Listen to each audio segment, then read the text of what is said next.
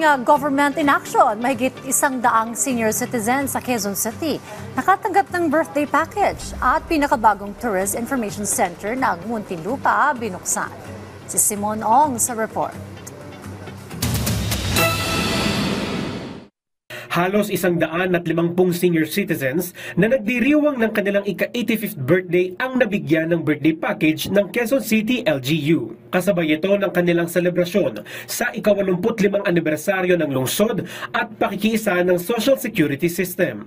Ang mga birthday pack na ipinamigay ay naglalaman ng masusustansyang mga pagkain at inumin gaya ng gatas, juice, oatmeal at iba pa. Samantala, nangako naman ang lokal na pamahalaan na makakatanggap ng pneumococcal at flu vaccine ang mga senior citizen ng lungsod sa susunod na taon. Binuksan naman sa publiko ang pinakabagong Tourist Information Center sa lungsod ng Muntinlupa.